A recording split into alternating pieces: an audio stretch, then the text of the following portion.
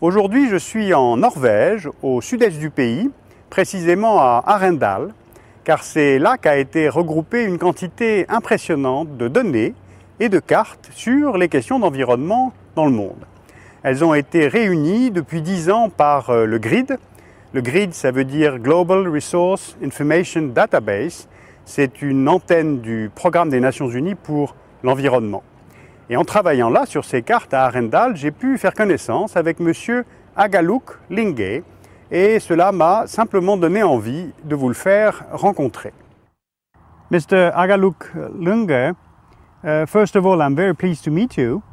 You're the president of the ICC. ICC is Inuit Circumpolar Conference.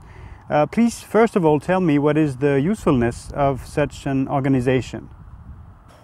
Inuit are very special people. We live under four flags, four governments, which is Denmark, Greenland, Canada, and Alaska, and Russia, the Bering Strait area. That's very large area of the circumpolar region.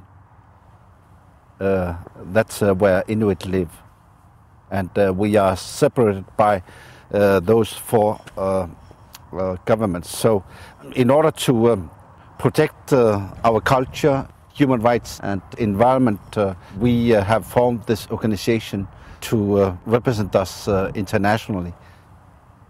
I've read in a report of United Nations report on Arctic pollution that pollution from the industries in Europe and Russia, plus the radioactivity and organic pollutants, are harming very much the health of people there. Can you tell me some more about this?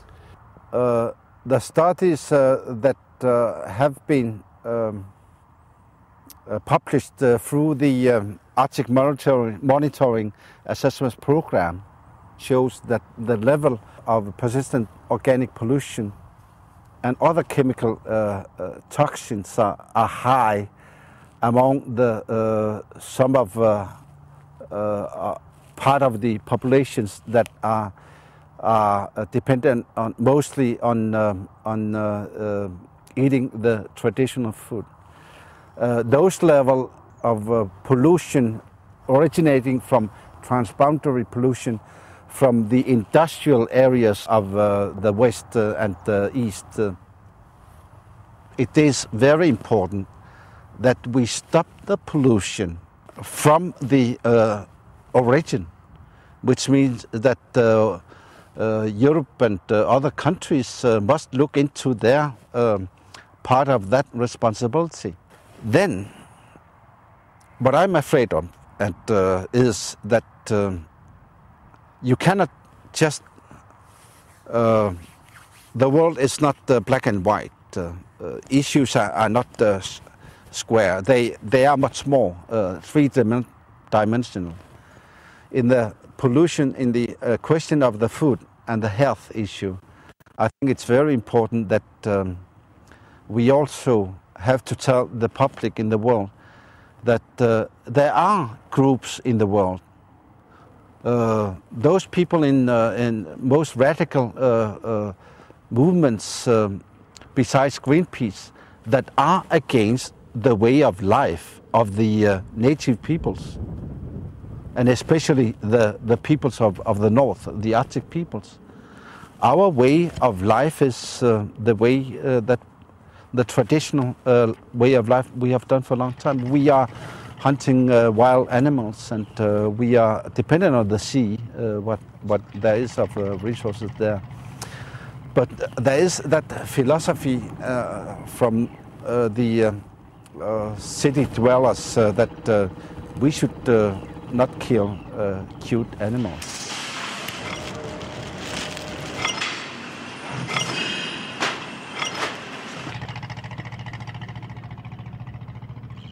Did this sort of campaign have been harmful to your way of living and hunting? I think it's very important that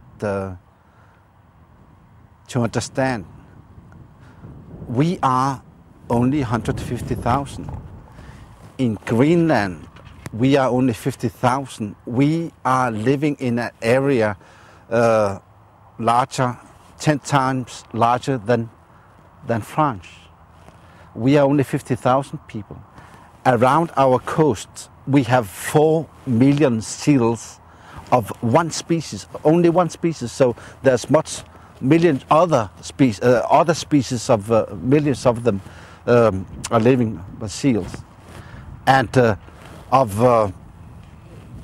those 4 million, we only get 170,000 per year. So there's not an industrial base for overuse, overkilling, nothing at all. It's against our culture. So if you understand our situation, then you must also, on the other hand, understand that we also need to have economic development in our area. I was thinking that you have a traditional way of living, and altogether now you're more and more using a satellite communication system and internet communication system. Does these technology are helping you or modifying your way of living? Yeah, I really have a problem of distribution of information and distribution of the world communication systems. They are, if you understand that that global development is a good one, because CNN would be the only television news service in the world. I don't think so. I think that the information and communication development in the world is getting more centralized and more Americanized in many ways, and I'm afraid of that situation. So also you must understand that the Inuit are living, some of us have connection to Europe through Denmark, and the other Inuit, the Canadian and the Alaskan Inuit, are influenced by the American culture very much, because their daily language in the schools would be English, while ours would be Danish and Greenlandic. So that situation is very dangerous, I think, because it also the concentration of communication I see all the time makes it much more difficult to accept other forms of culture, other forms of, I want to see movies in other languages like the French, and I would like to see much more of that, but you must say, if there's a problem of cultural diversity in Europe, like in the movie industry, then you must understand how difficult it is for indigenous peoples of the Arctic to tell their own story of how we live. We have been forgotten for a long time because people, southerners, they only think of the Arctic as a strategic area where at that time the Soviet weapons would meet the American weapons just above our heads in Greenland, Now we should start to settle the peace.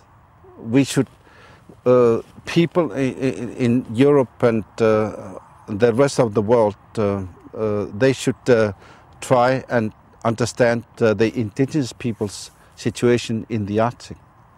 The environment questions, very severe environment questions of dumping of plutonium and old nuclear waste in the Arctic Ocean.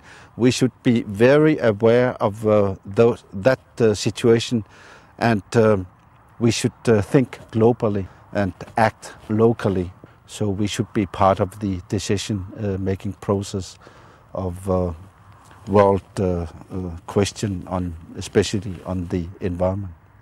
Very well. Well, this is precisely because we think very much about the importance of indigenous people that we wanted to have this discussion today.